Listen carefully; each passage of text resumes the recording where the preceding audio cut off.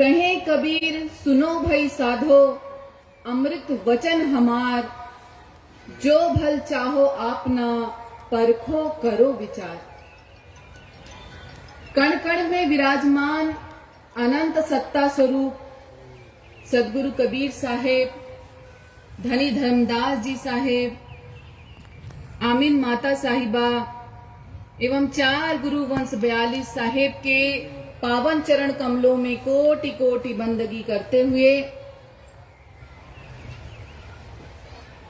सभा में उपस्थित समस्त साहेब के प्रेमी हंसजनों को भी मेरी साहेब बंदगी साहेब।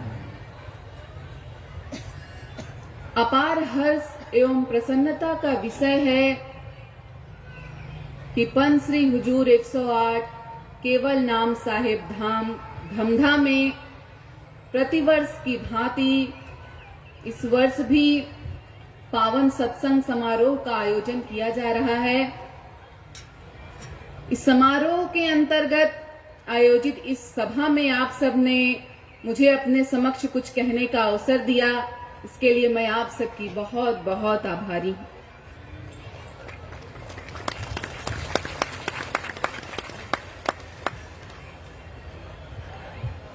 संसार का नियम है कि मनुष्य अपने जीवन में सदैव सुख चाहता है, दुख कभी नहीं चाहता। वह सदैव चाहता है अपना आत्म विकास, अपनी आत्मोन्नति। मनुष्य इस संसार में सदैव अपना आत्म विकास, अपनी आत्मोन्नति चाहता है। अपना पतन, अपनी दुर्गति कोई नहीं चाहता। जीवन में सदैव खुशहाली बनी रहे, आनंद बना रहे, परिवार के सदस्यों में सदैव रहे, शांति बनी रहे, स्वयं की इहलौकिक और पारलौकिक दोनों प्रकार की उन्नति हो।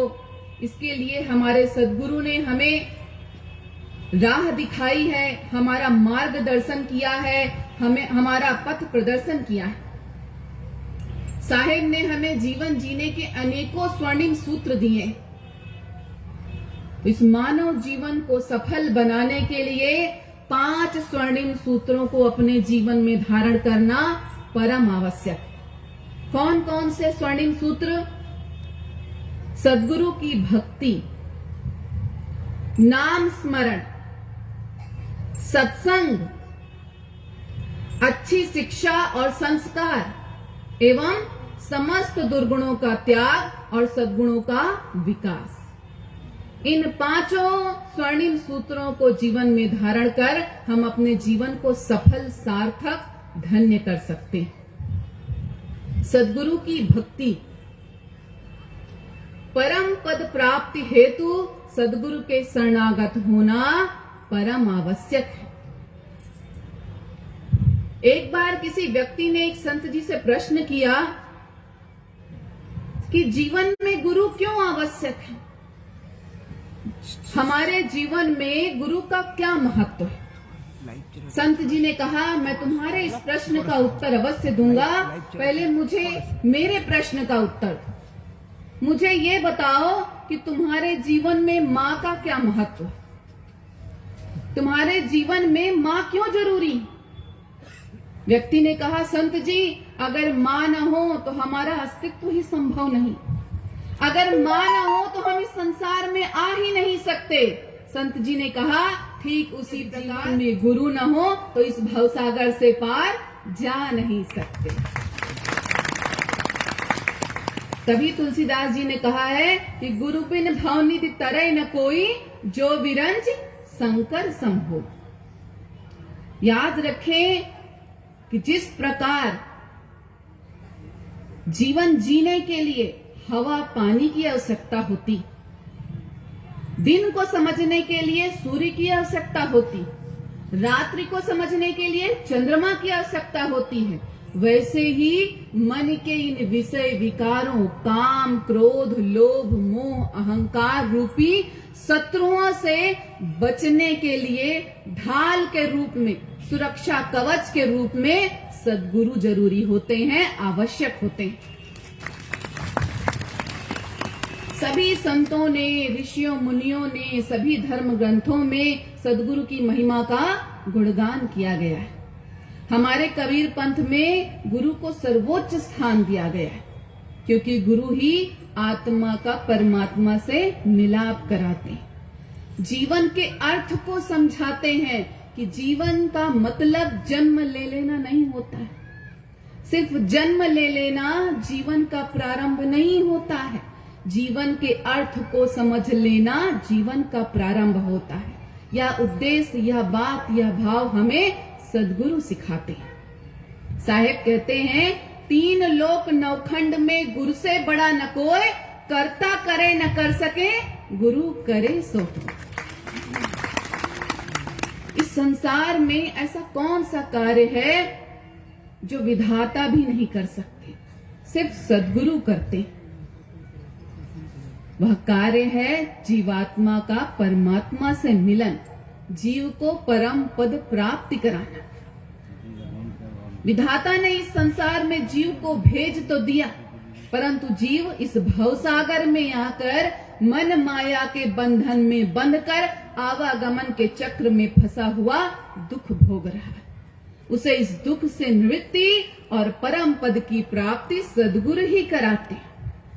हम सभी रोज पढ़ते हैं ना, गोविंद की माया बस प्राणी, भुगते दुख 84 खानी। तो गोविंद के बनाए हुए जीव इस संसार में मन माया के बंधन में बंधे हुए 84 लाख योनियों में भटकते दुख भोग रहे हैं। इस दुख से छुटकारा, इस दुख से मुक्ति सिर्फ सदगुरु ही दिलाते।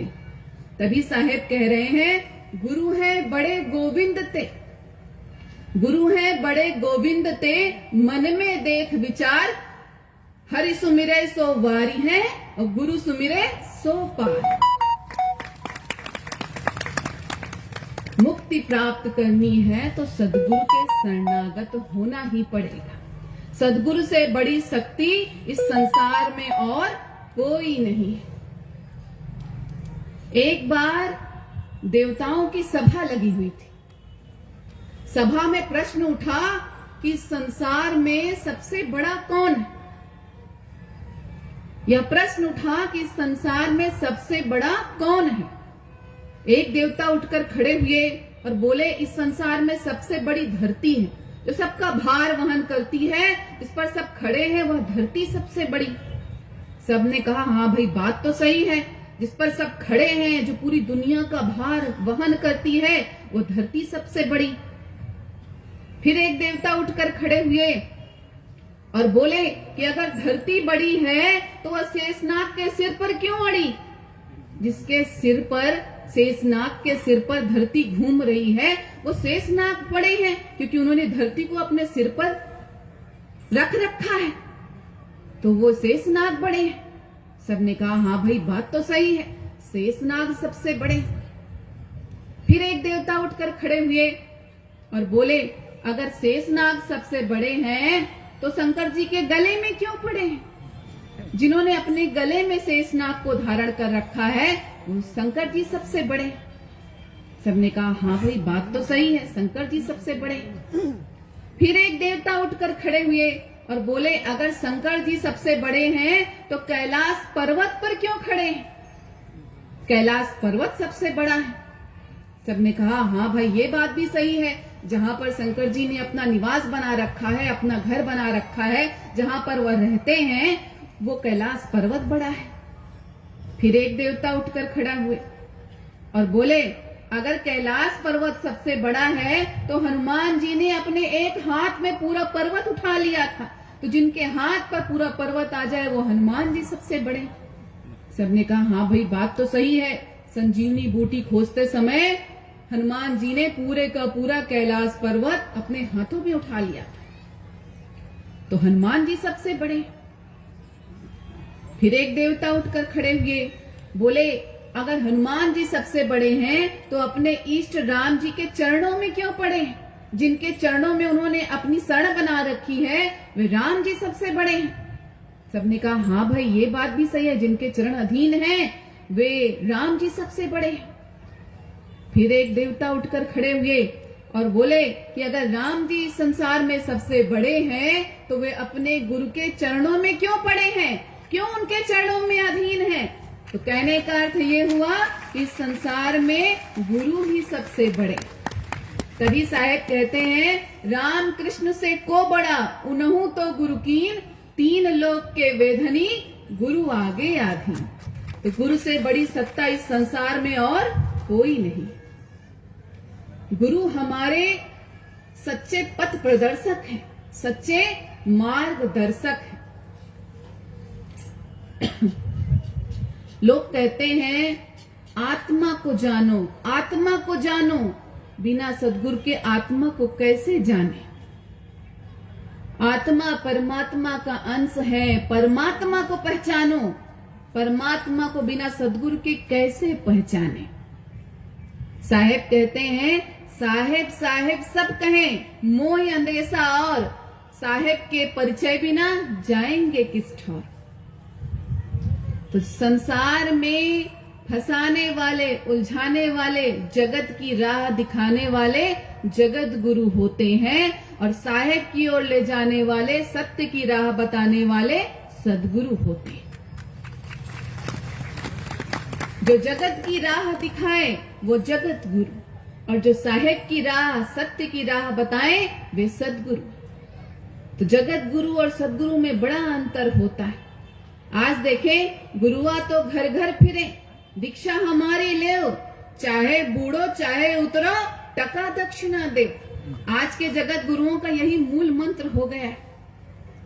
वे सिर्फ अपने स्वार्थ के लिए, अपने भले के लिए ही कार्य करते हैं, लोगों को फंसाते हैं, उलझाते हैं, अपनी शरण में आए जीवों को और फंसा देते हैं और उलझा देते हैं, सिर्फ अपने स्वार्थ के लिए, अपने हित के लिए, अपने लाभ के लिए।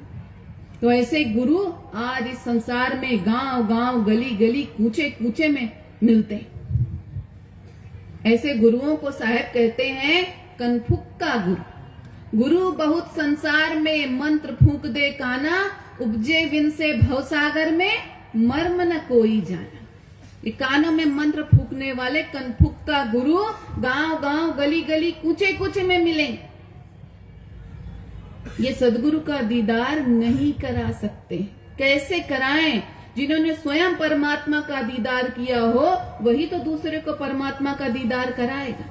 जिसने स्वयं सत्य का साक्षात्कार किया हो वही तो सत्य से दूसरे को मिलाएगा। तो ये तो मन माया के बंधन से बंधे जगत गुरु इस संसार में ही फंसे रह जाएंगे और अपनी शरण में आए जीवों को भी इस संसार में ही फंसा कर रख पाएंगे। तो अंतर समझना है सदगुरु और जगत गुरु में। साहेब यह अंतर समझाते हैं और कहते हैं कनफुक्का गुरु हद का, कनफुक्का गुरु हद का, बेहद का गुरु और जब बेहद का गुरु मिले तब लहे ठिकाना ठौर। कानों में मंत्र फूकने वाले जगत गुरु होते हैं, परंतु सदगुरु अपने शिष्य के भीतर प्राण फूकते हैं। प्राण फूकने वाले अपने शिष्य के भीतर सदगुरु होते हैं। जगत गुरु मन माया के बंधन से बंधे हुए होते हैं, जबकि सदगुरु मन माया के बंधन से मुक्त, अजर, अमर, अविनाशी, साक्षात सत्य पुरुष परमात्मा के स्वरूप होते हैं, परमात्मा के आलोक से आलोकित होते हैं। तो ऐसे सदगुरु हमारे कबीर साहब हैं। ऐसे सदगुरु हमारे कबीर साहब हैं जो इस संसार में जीवों के कल्याण के लिए, उद्धार के लिए ही आए। साहेब स्वयं कह रहे हैं अमर लोक से हम चली आए, आए जगत मझारा हो, जीव दुखित देखे भवसागर ताका। वे इस संसार में फंसे, भवसागर में फंसे, मन माया के बंधन में बंधे जीवों के दुखों को दूर करने के लिए ही आते हैं। और साहेब कह रहे हैं कि मैं कबीर बिचलऊं नहीं, शब्द मोर समरथ, ताको लोग पहुंचाई हो जो चढ़े शब्द के रथ। मैं अपनी शरण में आए जीव का उद्धार, कल्याण अवश्य करूंगा। ये सदगुरु ही कह सकते हैं, अन्य गुरुओं, जगत गुरुओं के वश की बात नहीं है। साहेब कह रहे हैं कि अपने शरण में आए जीव का उद्धार अवश्य करेंगे। तो गुरु तो दयालु होते हैं, गुरु समान दाता नहीं, याचक शिष्य समान, 3 लोक की संपदा सो गुरु दीनी आन। गुरु के समान दाता इस संसार में और कोई नहीं। दया करना उनका स्वभाव होता। गुरु बरसते हुए मेघ के समान है। जैसे जब वर्षा होती है तो मेघ बादल बिना किसी भेदभाव के सब पर समान रूप से जल बरसाते, सब पर समान रूप से जल की वर्षा करते हैं। हमें जल की आवश्यकता है, हमें जल की आवश्यकता है, पर यदि हम अपने पात्र के मुंह पर ढक्कन लगा दें या अपने पात्र को उलट कर रख दें तो क्या हमें जल मिल पाएगा? नहीं मिल पाएगा। तो यही स्थिति इस जीवन में है। सद्गुरु बरसते मेघ के समान हैं, वे अपनी दया की वर्षा सब पर कर रहे हैं। अब बारी हमारी है।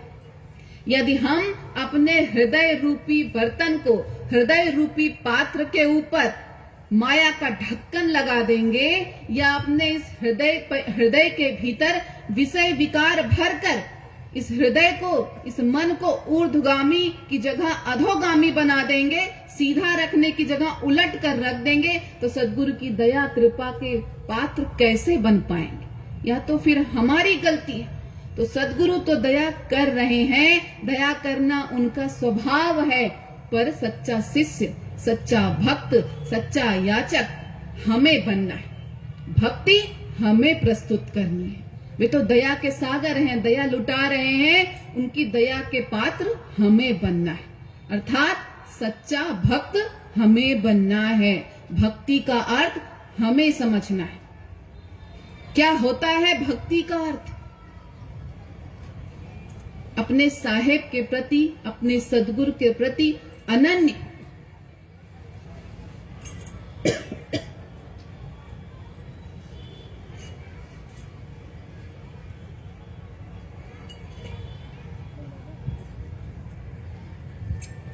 भक्ति का अर्थ समझे हम। अपने साहेब के प्रति, अपने सद्गुरु के प्रति अनन्य, आत्यंतिक, सघन प्रेम का नाम भक्ति है। आज देखिए धार्मिक स्थलों पर लोगों की भीड़ लगी हुई है। प्रत्येक धार्मिक स्थलों पर आप देखिए लोगों की भीड़ लगी रहती है। तो धार्मिक स्थलों पर आने वाले सभी जीव क्या भक्त होते हैं? सबके भीतर भक्ति का भाव होता है।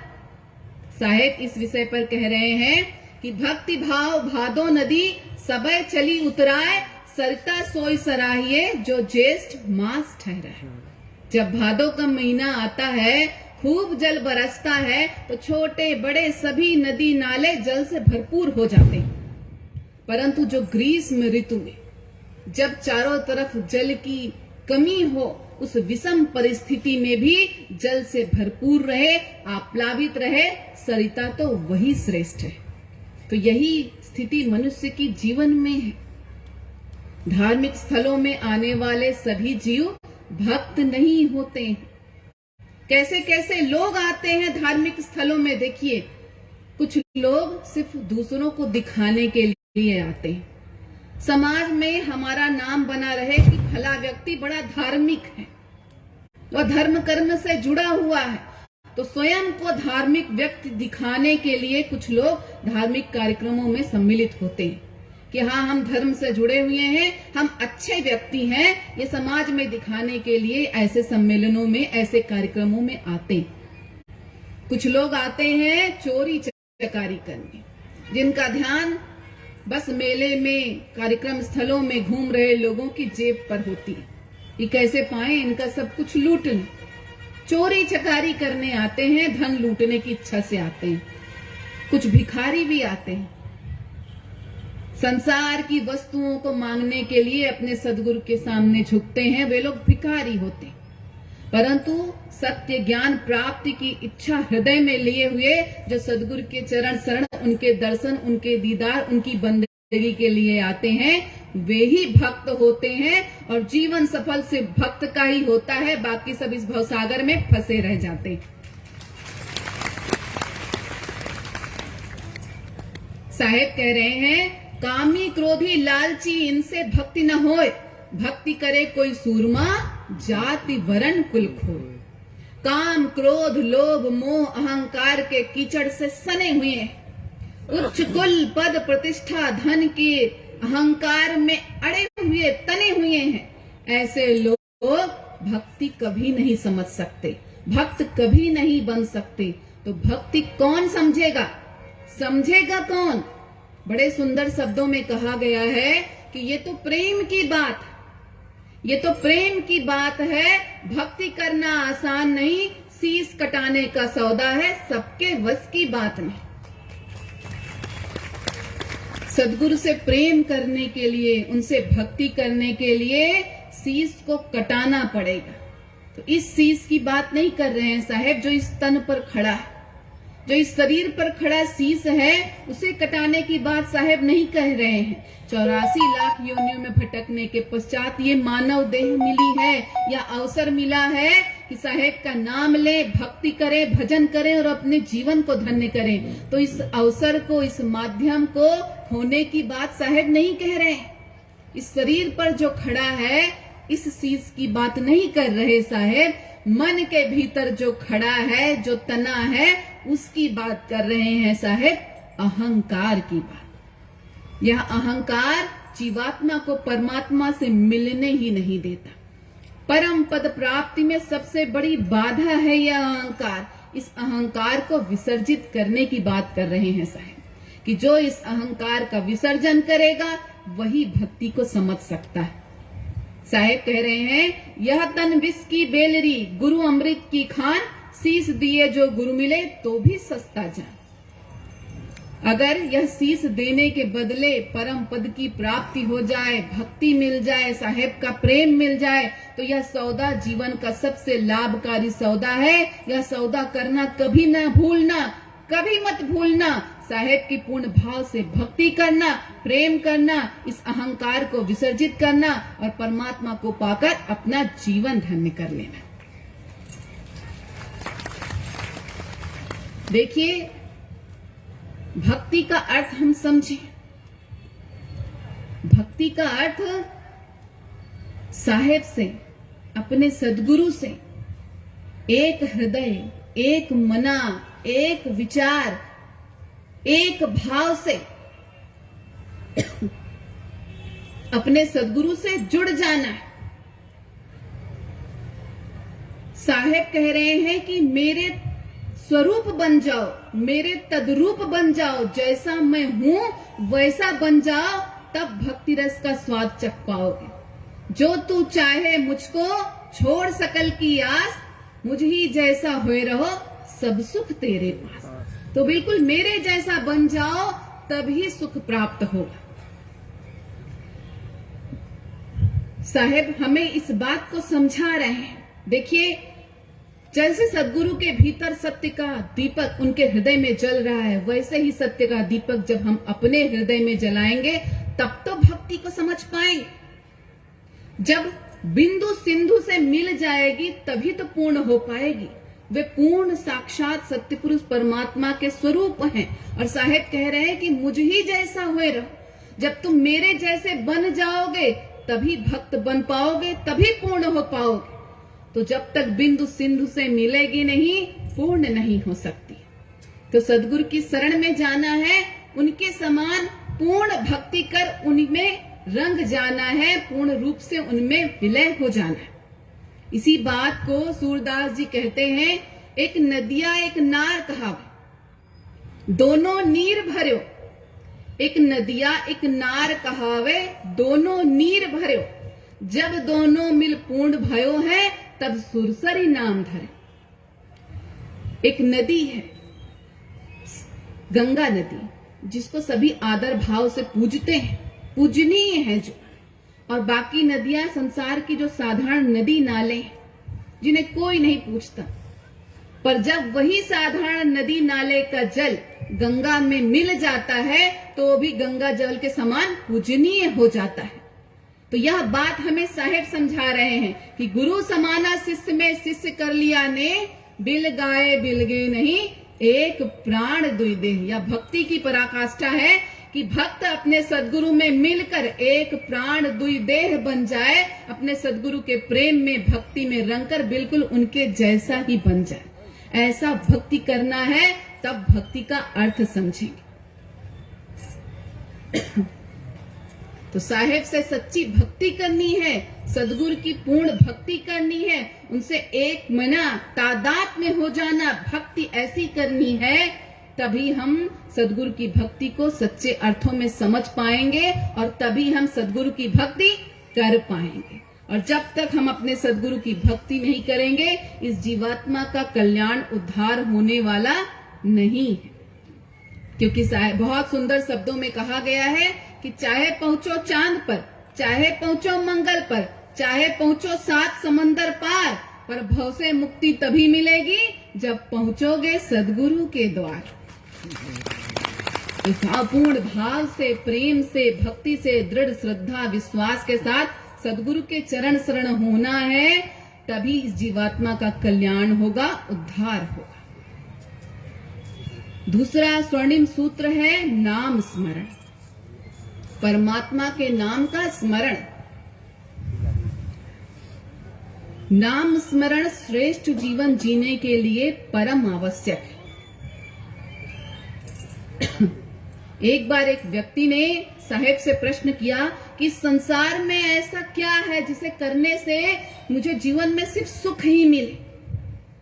ऐसी कौन सी चीज है जिससे मेरे जीवन के सारे दुख चले जाएं और मुझे इस संसार में सबसे बड़ा सुख मिल जाए, परमात्मा मिल जाए? साहेब ने कहा, तुम्हारे सभी प्रश्नों का उत्तर एक ही बात में, सुमिरन से सुख होता है, सुमिरन से दुख जाए, कहे कबीर सुमिरन किए साई मां ही समाए। तो परमात्मा के नाम के स्मरण करने से जीवन के समस्त दुख चले जाते हैं और जीवन में सिर्फ सुख ही सुख आ जाता है। साहेब अन्यत्र भी हमें बताते हैं कि दुख में सुमिरन सब करे, सुख में करे न कोई, जो सुख में सुमिरन करे तो दुख काहे को। पर मनुष्य क्या करता है? जब उसके जीवन में दुख आता है तब वो परमात्मा का नाम लेता है, परंतु जैसे ही उसके जीवन से दुख गया, वो परमात्मा को भूल इस संसार में रम जाता है। कहते हैं देखा जाए तो नाव मझधार से ज्यादा किनारे पर डूबती है, क्योंकि जब नाव मझधार में होती है तो जीव सचेत होता है, सतर्क होता है, परमात्मा का नाम लेते रहता है। परंतु जैसे ही नाव किनारे पर आती है, अनुकूल परिस्थितियां आती हैं, जीव लापरवाह हो जाता है, इस संसार में डूब जाता है। तो साहेब कह रहे हैं कि जो सुख में सुमिरन करो तो दुख काहे को होए। हर पल, हर स्थिति, हर क्षण में परमात्मा के नाम का स्मरण करना है, ताकि जीवन में सिर्फ दुख आए ही ना, सुख ही सुख रहे।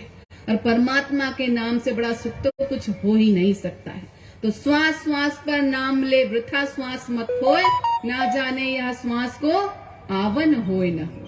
प्रत्येक श्वास पे परमात्मा के नाम का सुमिरन करना है, हर पल, हर परिस्थिति में साहेब के नाम का स्मरण करना है। जीव इस संसार में कैसे नाम लेता है, परमात्मा के नाम का स्मरण कैसे करता है?